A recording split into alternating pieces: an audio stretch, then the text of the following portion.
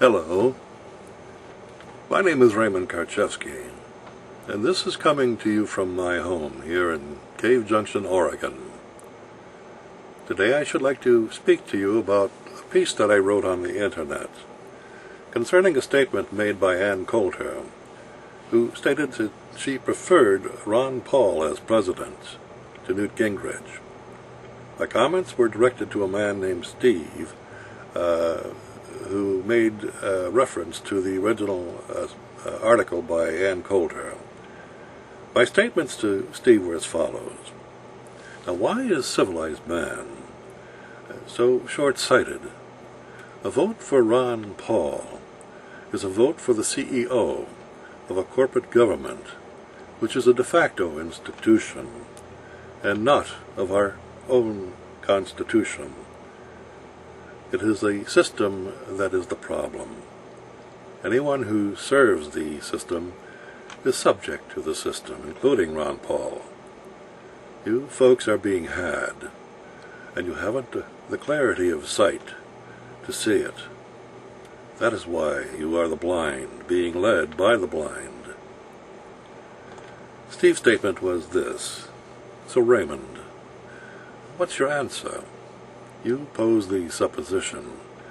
Now provide the answer. Now I pose to you a question. Who owns the corporate state? Who has the power to incorporate the government, any government? One must first be the owner of a business to be incorporated. If not, then that would be fraud. So provide some answers. First, I know that the U.S. Is incorporated in Delaware. I even have the filing number. But can the corporate state override the Constitution? My comments to Steve were as follows.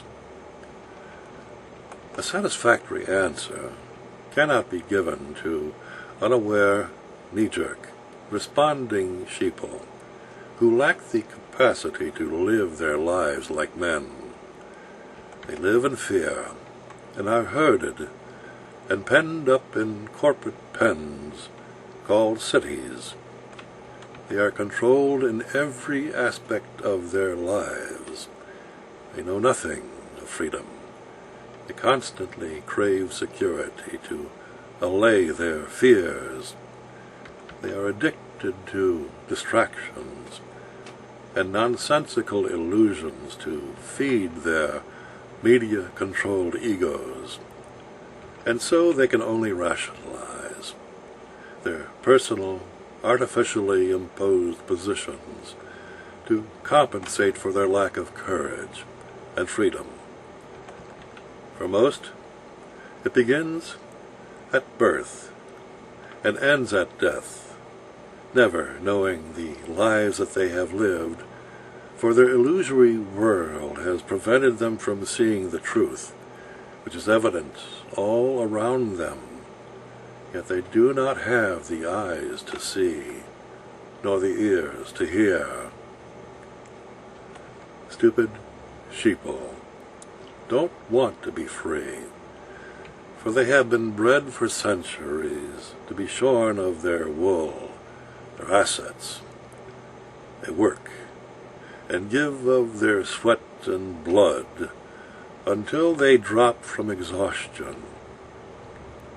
They live their lives as they would live in hell, yet they haven't a clue that the suffering that they experience arises from themselves and themselves alone, all because they don't understand what holistic living truly is. When offered a new way, they spit on it and attack the messenger, the outsider, the free man. For although they know the word freedom, they do not recognize its essence when expressed in relationship.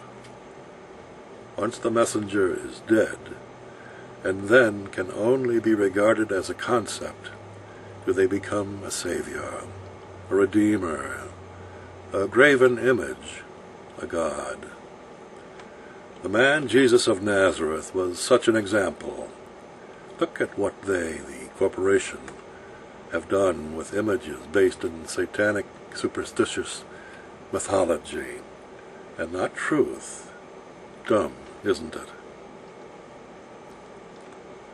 When their depletion is complete, sheeple are considered by the corporate state to be useless eaters, and enter into another level of problem-solving for their state-ruling masters.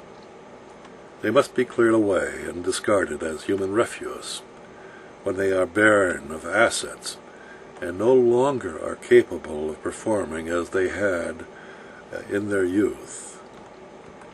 Sheeple live their lives on their knees as enslaved chattel, and perform their tasks as groveling slaves that they perceive themselves to be.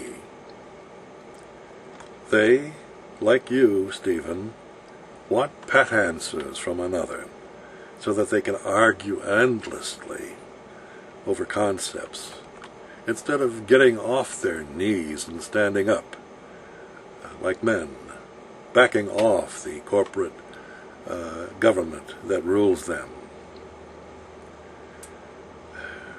Such corporations are complete satanic illusions.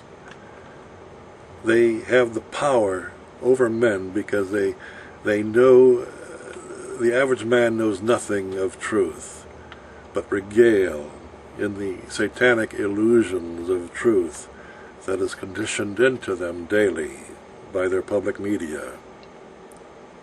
I, this living, breathing, flesh and blood, sentient natural man, have backed off the state of Oregon and Josephine County corporate courts, all without the support of anyone else. That is the power of truth. Yet sheeple continue to argue, to bicker, and to doubt themselves that what one man can do, that any man can do. Do you see the insanity of life lived by civilized man? The answer that you seek may be found on my website links at arkenterprises.com. As for arguing with you or any other satanically conditioned, committee thinking, asset-shorn, compensatory, spineless, prideful human being, you are not worthy of my time and effort. Each of you hold in your own hands the power and the fate of your own life. Use it or lose it. As for me, do not concern yourself with my fate. I am in God's hands. Imagine the outcome should the satanic government assassinate the second Christ.